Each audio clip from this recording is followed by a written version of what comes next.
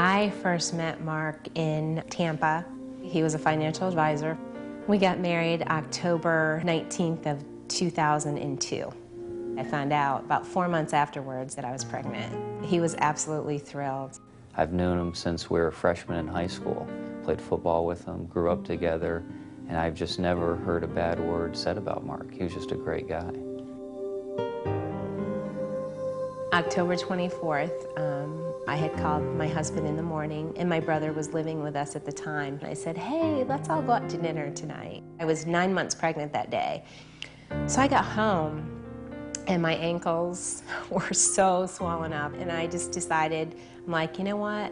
I said, I don't think I can do this. And he's like, you're not going out? I said, no, why don't you and Phil go out to dinner, then come back and we'll spend some time together. And he said, but I love you and I'll miss you.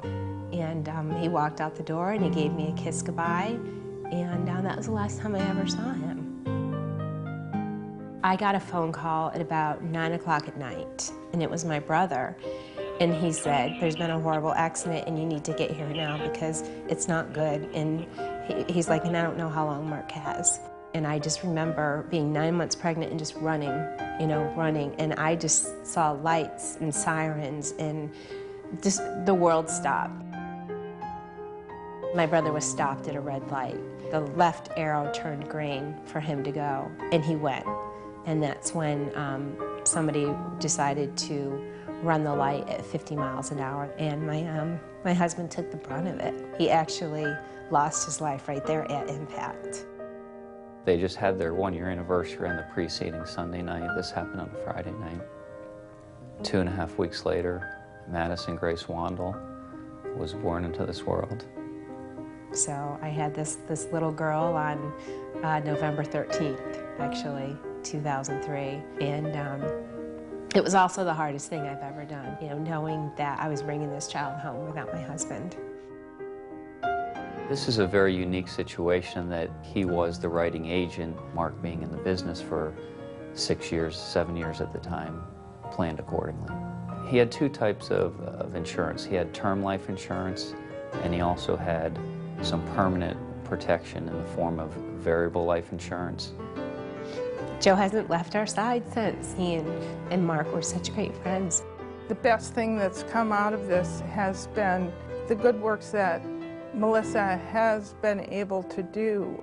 Melissa hasn't just sat back and lived off life insurance money and gone on with her life. She is trying to make a difference in this world. Melissa had the luxury now with the life insurance of being able to stay at home and not have to go back to work. So she formed the Mark Wandall Foundation, which raises money for children's charities.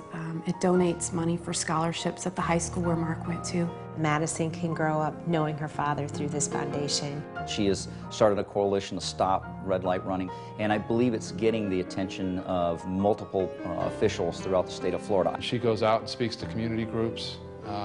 She goes to schools and tells them she's reliving the worst day of her life every time she does that. I mean, you look at this story, and from the outside, it just seems like tragedy, but it's more than that. It's what Melissa has been able to do since that time frame, and the role that life insurance plays in that is unbelievable. His legacy to me is Madison. From the first moment that Madison was born, I talked to her about her dad, and when she was first born and I held her in my arms, I let her know that her dad's physically not with us, but spiritually, that he is. And I think that we owe him the ability to see that we can go on with his help and that we're going to make it.